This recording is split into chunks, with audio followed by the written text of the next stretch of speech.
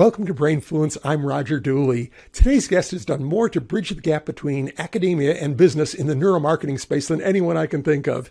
Thomas Zoëga Ramsøy is the CEO and founder of Neurons Inc., a global leader in applied neuroscience.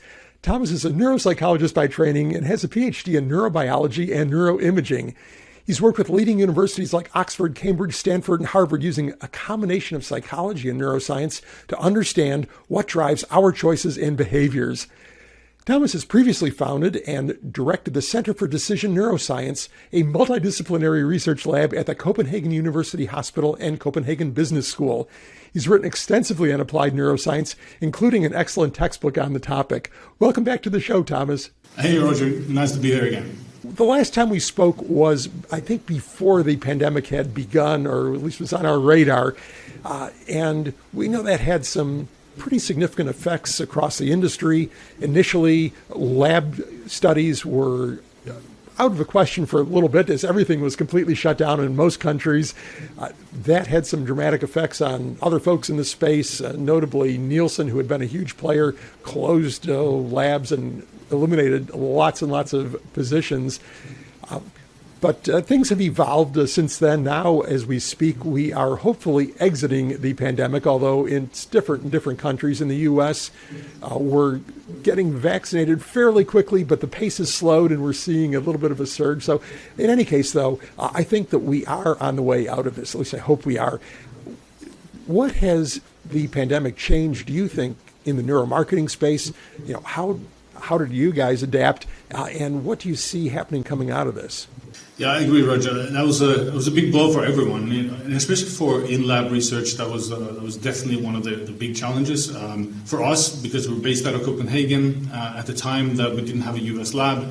So that also meant that we had to send people to the U.S. For example, our U.S. clients, of course, they had a stop to their budgets. So everyone were hit during that part of the crisis, and I think that it's still kind of resonating throughout the industry, and also the adjacent industries as well. So that was kind of the big challenge, I think, was how can we navigate this space. And my thinking is that in general we have at least three different types of neuromarketing. One being the basic research, which is more reserved for the academic research. We have the applied research, which is what we very often do, and then we have what we can call kind of translational research, which is taking the inspiration from neuromarketing and neuroscience to use in market research and consumer insights, for example. So I think that the applied research was really well hit, so to speak, because of the lab limitations. But people who were more kind of on the consultancy side could actually survive during this going online. And I think that a lot of us have been Zoom fatigued, but I think that still made us possible to actually work still. For us, it meant that we had a strategy for 2021 to focus much more on a kind of a SaaS software platform scalability approach. So that was on the plan. We have, throughout the many years, we have built kind of a huge database of applied neuroscience data for eye tracking, for EEG, kind of emotional and cognitive responses. And the plan was to then start building solutions based on that. We had some very good first steps into that area, but as the pandemic hit, we had people sent home in February, I think it's 2020. And then during the spring, just in 3 months, we finalized some kind of the first steps of our Neuro Online platform, and then also what's called the NeuroVision platform, which are all kind of online platform solutions. And now they're, to be quite transparent about that, they are about 50% of our revenue model. So a kind of really kind of dramatic shift from high-end lab work to now 50% being online scalable solutions. I think that's really exciting. You know, for the last, probably 15 years, I've been explaining to audiences around the world who weren't necessarily experts in neuromarketing what neuromarketing was. And usually I would approach it with a caution. Yes, here's some of the tools that are used by neuromarketers, ranging from fMRI, which is mainly, of course, academic and medical, but occasionally gets a commercial application. And then, of course, other things like EEG and biometrics. But basically, always had the caution, But these are mainly used by big brands who have the budgets and are trying to answer expensive questions. If you want to know if which version of your Super Bowl ad is going to work, you don't really mind dropping some tens of thousands of dollars into studies to see if one appears to perform better or be more engaging or have more emotional impact or something. But if you are a smaller scale business, or even if you are a large business answering a smaller scale question, I'm revising this little part of my website, which imagery works best, that was not a kind of question that you could answer using those rather costly neuromarketing studies. And so I tended to focus primarily on applying knowledge from behavioral science, psychology, and what we could glean from those neuromarketing studies, but apply elsewhere and say, okay, well, here are rules that you can follow, guidelines that you can follow. And then, of course, use other tools like testing, A/B testing or multivariate testing to get your answer. But what I've seen, particularly in the last 12 months or so, is a great increase in more affordable solutions. You've mentioned yours, and I want to get into your solutions a little bit more. Just a few weeks ago, we had Paul Zak on, the oxytocin pioneer, who is now part of Immersion Labs. He's founder of Immersion Labs, and they have a SaaS solution that uses smartwatches and a smartphone app to conduct studies. And I've also seen more traction for tools that do things like online eye tracking, so you don't have to bring people into a lab and outfit them with costly Tobii glasses and such, but instead these things can be done, albeit in a somewhat cruder way, but they can be done. You can get some results from over the web or from somebody's mobile device. So I think it's really exciting. Why don't you go into a little bit more detail on what you can now do without costly lab studies? Yeah, I definitely agree that neuromarketing has had the need, so to speak, to move out of heavy and high-end lab solutions only, because that has limited severely the kinds of people who can use it. As you say, with people with larger research budgets, with a longer kind of a tolerance for longer project times. They don't, typically your client wants to have their responses yesterday, and that also means that we typically get clients for these high-end solutions that have the tolerance for a couple of weeks long project, for example. So that being said, what has been needed is these kind of online solutions. Unfortunately, for a long time, we've seen that there have been a lot of suggestions for using facial coding, so automated facial recognition and also facial expression recognition. We've seen eye tracking being done on webcams, and unfortunately, a lot of those early versions have not been up to quality standards. To be honest, that means that for a user of these kind of data, there have been sometimes false positives or false negatives, which basically means that you can make the wrong conclusions based on those data, and you can execute the wrong strategy. So that being said, we've also seen that there's been a lot of improvements on the technology, the browser technology, the way that we can program and collect the data and also validate the data. And that has allowed us now to move into that space for online panel testing. I think for us, one of the really kind of big things that we have seen is that we can now reliably measure people's response time through a browser, either on a phone or just a normal PC. So that allows us then to measure things such as implicit association tests or fast response tests that are heavily relying on response times. If you can measure response time down to kind of tens of milliseconds, then you can start making those tests. And then as soon as this has been possible, then it allows us to go back and see 20, 30 years of psychological research that we can kind of build solutions on. So that's kind of one thing that we've seen in the industry. Thomas, let me interrupt us. We're throwing out terms like implicit association test. There may be some of our audience members who aren't familiar with what that is and sort of the history of it. Can you briefly explain that and what kind of business problems you might use it to solve? Because academically, it's often been applied for determining implicit biases, for example. But explain what it is and how you can use it in business. So when you think about implicit association, let's start with the explicit association or conscious association. So when I say, for example, Coca-Cola to you, and I ask you just immediately say whatever comes to mind, you can think about the color of red. You think about the logo, how it looks. You think about certain kind of attributes to it. Maybe you think about Santa Claus or something like that, because these are things that are associated with the brand. Some of them you will be able to say and state consciously. Some of them are more like imagery, and you don't really think about them too much, but they're still there. So the explicit associations, that's what you can get when you ask people questions, what they think about. But the implicit associations are more related to things that you cannot state typically, but are still influencing the way you feel about certain brands, the associations of the thinking you have about certain brands, and eventually how you decide. And there are many different ways you can measure this, but one way to measure this is that you can imagine that you show a brand. You can have a kind of a dual task. So, for example, you have a brand being shown on a screen, and you have two response options, right? One response option is Coca-Cola, and the other one is McDonald's, for example. Now, it seems like a very easy task, is that the only thing you have to do is whenever there's a McDonald's on the screen, you press McDonald's. Whenever there's a Coca-Cola, you press the Coca-Cola button, right? So it's very, very straightforward.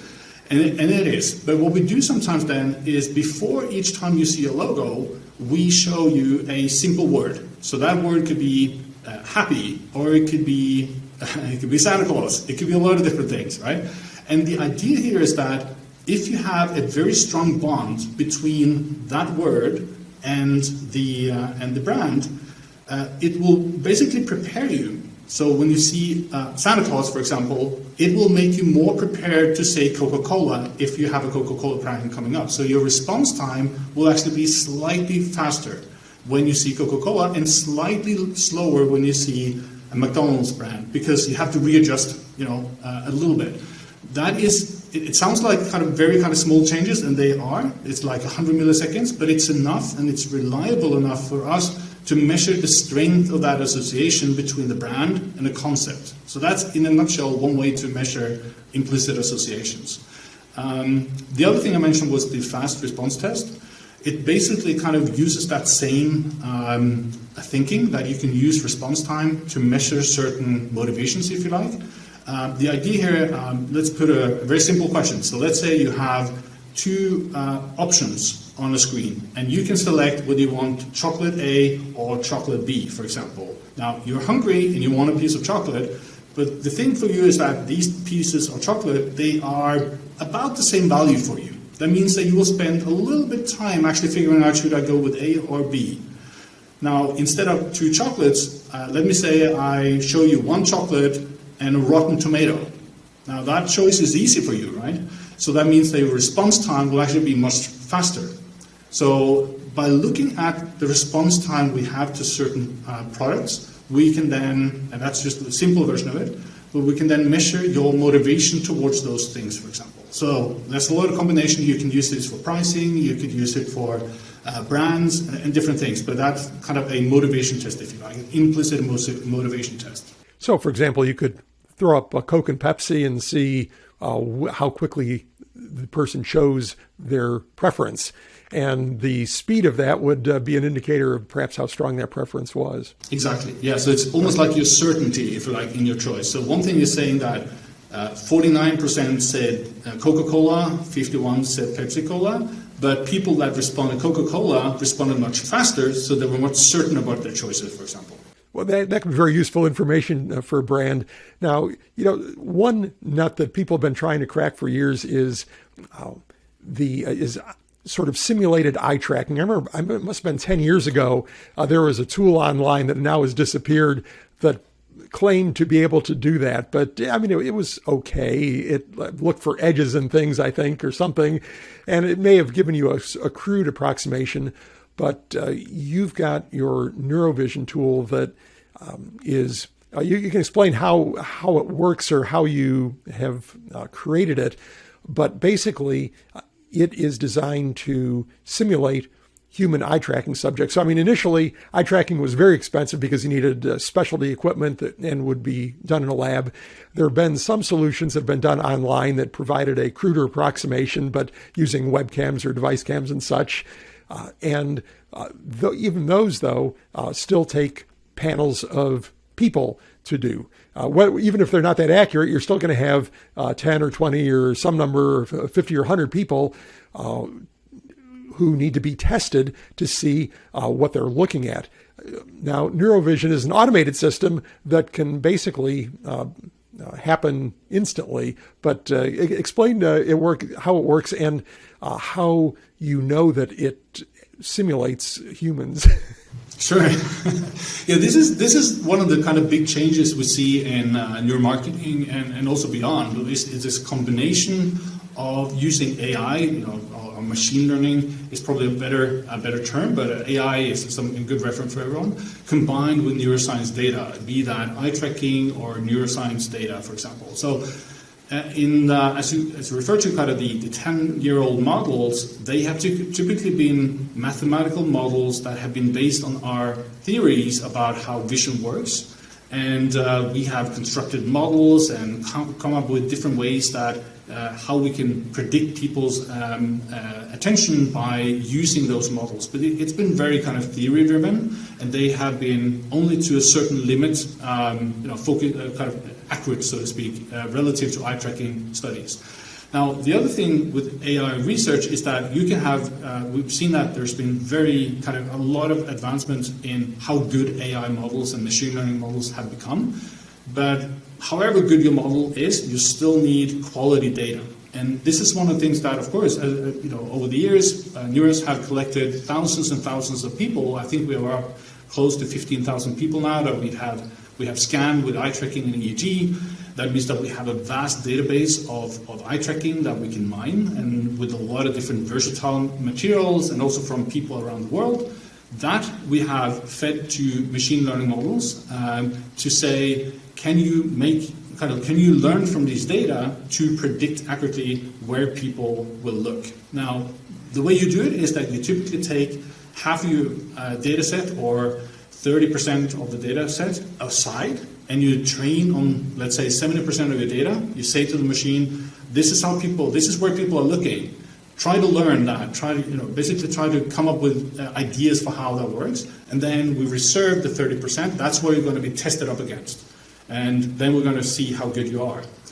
And that's kind of, for doing that comparison, we do at least 3 different types of comparisons. We first do head-to-head kind of comparisons, statistical comparisons of an eye tracking heat map and the model's prediction heat map. And we see how much overlap is there, what is the correlation basis, what is the linear regression, to be a bit more technical as well. The second type of analysis is when we do areas of interest. For anyone done eye tracking research, we can draw areas of interest around the brand or the product or the person, and then we extract the average attention to those, both from the eye tracking and from the model prediction, and then we correlate them to see how well does the model predict the actual eye tracking data. And then finally, we do something I think we have come up with uniquely, but that we blindfold basically people to whether they are looking at an eye tracking heat map or a model heat map. And then we ask people to say, how much attention do you think there is to the brand, to the person, and basically draw some conclusions and inferences from the heat map to see, are people making the same inferences regardless of where the heat map comes from. And by doing that, we've been able to kind of hone in on models that have been kind of exceeding 92% accuracy, which is crazy. I did not expect that to happen, but it's been blowing my mind. And the funny thing is that as I've seen these models become better, they have actually moved in the same direction that we know vision works. So from the basic attentional modules to more kind of recognizing faces and objects and brands, for example. So it's pretty interesting to follow that development. And what this enables, obviously, are much less expensive eye tracking studies because you aren't actually tracking human eyes. You're simulating that with software. So, and this is part of the whole democratization of neuromarketing, I guess, where it's making these tools accessible to everyone. Now, what kind of problems?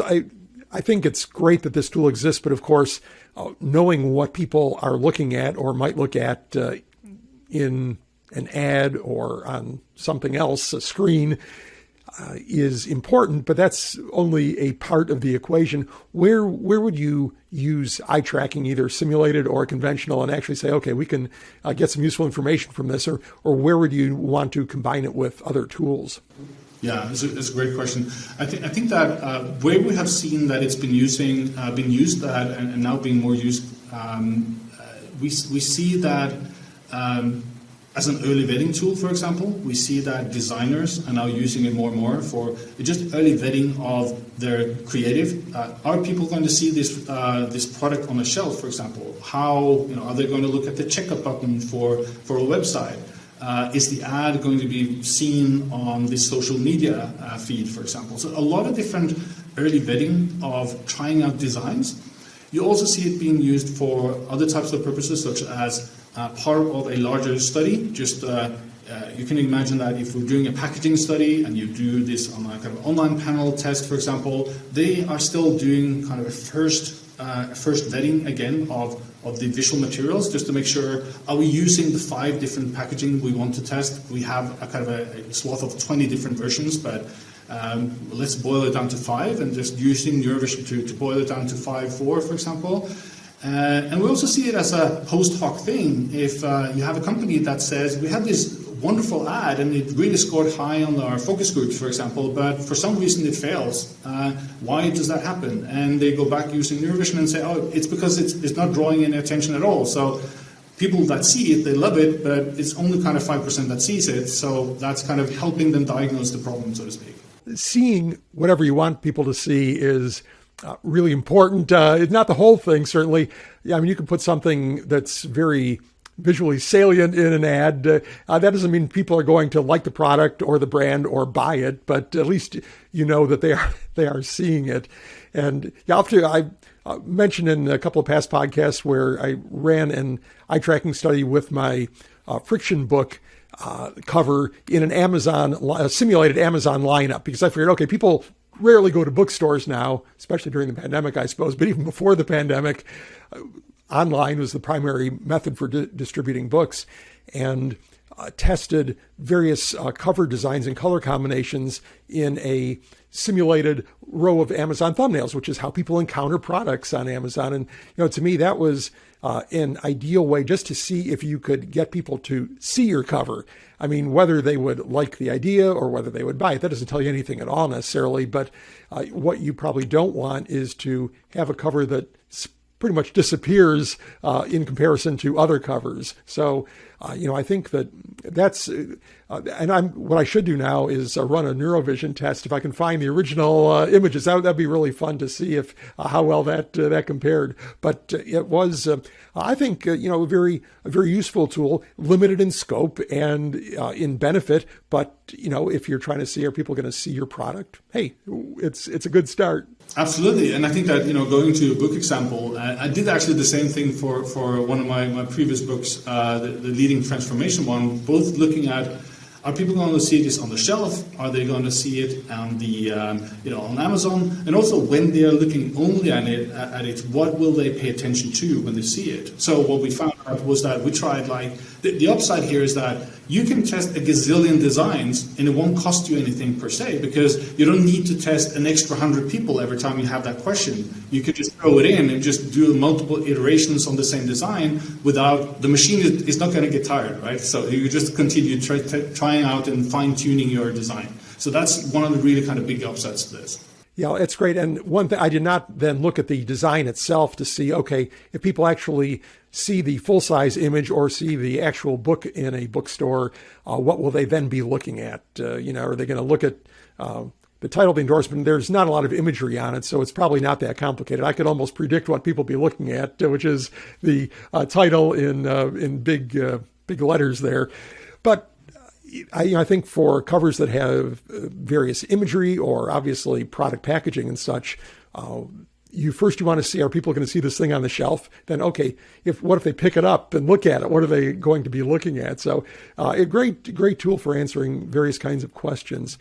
How do you see, Thomas, the interaction between these sort of various tools, whether they're biometric or EEG or various types of eye tracking and so on. How do you see them interacting with behavioral science, psychology, that sort of understanding of how people behave? Are these separate fields, or do you find a way to sort of combine the two? Absolutely. I think that behavioral science is great for understanding certain types of biases and certain types of drivers of our behaviors. If you take a kind of a very good example of just some kind of priming effect or some kind of framing effect, that you use a certain type of information to affect the way that people are going to behave. The problem with that is that if you design a frame, it could be a brand, but it could also be the name of something or something else.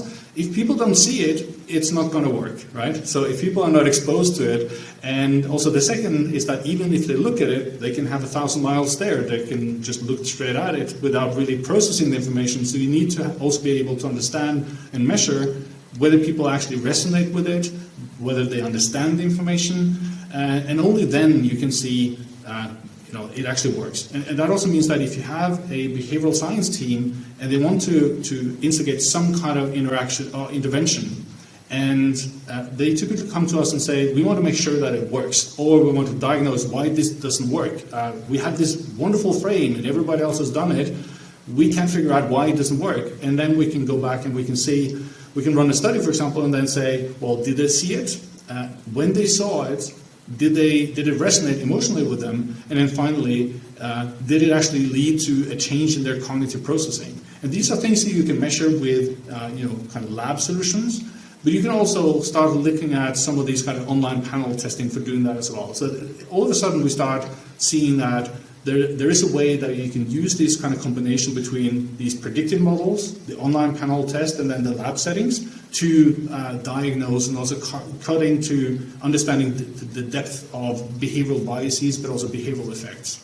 Just as we're speaking, I'm thinking that if somebody, after reading one of my books, or perhaps reading Bob Cialdini's Influence or something, and say, okay, well, based on all this, I think that I really need to incorporate social proof and scarcity into my advertising.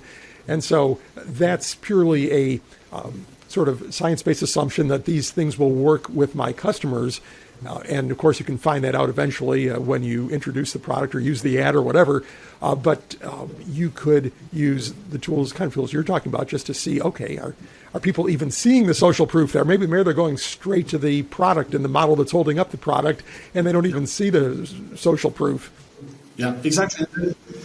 And what we've seen, as well, is that when you're doing a retail study, for example, if people see the price or the offering before they look at the product, or if they see the product and then the price, it really changes. It's just a total 180 degrees flip in how they are negotiating their decision making. It's almost like an anchoring effect, where you see that if they look at the pricing first, it becomes a kind of value proposition negotiation. If they look at the branded product first, it becomes more like a brand imbuement effect, so the branding effect in itself, and then the price becomes almost secondary. So especially for those people who love the brand, they are much more affected by the brand, and then the price, they are much more kind of price tolerant, if you like, less price sensitive if they look at the product first. So in that example, the eye tracking timeline would be important too, not just looking at a static image of hotspots, but where do people go first, where they go next, and so on. And then you might intuit something about their interaction with the ad or the packaging or whatever. This is basically the power of neuroscience and neuromarketing, is that we, instead of asking people, we can't ask people, did you look at the price before the product? But you can do that with eye tracking research or with predictive models. You can say, what are people going to look at first? And this happens just within a fraction of a second, but it's enough to affect their decision making. And that's part of the power of neuroscience.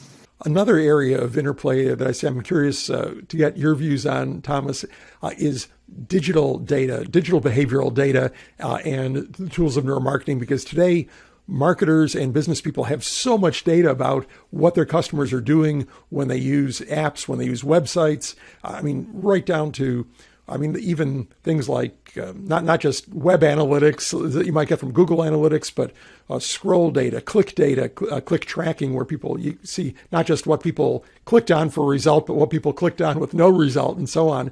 How do you see integrating this massive amount of digital data and enhancing that or combining that with neuromarketing tools? I definitely see that a lot happening these days, and I think I can start by doing an analogy to this from the retail industry. What we've seen is that, to give an example, we saw that in retail, there's been this kind of old saying that the longer the customer is in the store, the better, basically. So if you have people spending a lot of time in the shelf area, then you should be happy. But what we saw was that in certain types of studies is that when people spend a lot of time walking along the aisles, their cognitive load is actually to the level of being stressful because they can't find their product, they can't navigate the space, they can't even find the aisles, for example. So spending a lot of time in the store can sometimes be really negative. And one of the adjustments will be to reorganize the shelves. And in a certain type of study for one of the big US retailers was that when we rearranged the shelves, we saw a significant drop in the time that was spent in that aisle. But we also saw that the motivation, kind of emotional positivity went straight up. We also saw that the cognitive demand went down. And people overall were just much more happy with the experience and also with the store in itself. So drawing that over to the digital, we see a lot of data tracking on, measuring basically people's behavior, but you don't always know exactly why they behave in that way. And that's why kind of the power of neuroscience comes in to kind of, again, diagnose the problem to see when people are behaving this way, is that a good thing or a bad thing in itself? But also, if we have some kind of behavior we want to obtain, how can we use, these kind of micro decisions, if you like, all the way to achieve that success goal? So there's a lot of combination possibilities. We could go on for hours, I think, Thomas, but it's probably a good place to wrap up. How can people find you? Oh, there's multiple ways. So one is to check in at neuroscience.com. There's a lot of stuff going on. We're just about releasing a new website with these kind of 3 different solutions that we have. You can follow me at TZ Ramsøy at Twitter, and also at Neurons Inc, the Twitter handle there as well. And I think also I have a website that is called thomasramsøy.com. So I'll provide those links to you. Okay, great. And we will link to all of those places and any other resources we mentioned on the show notes page at rogerdooley.com/podcast. We will also have audio, video, and text versions of our conversation there too. Thomas, thanks for coming back on the show. It's been fun.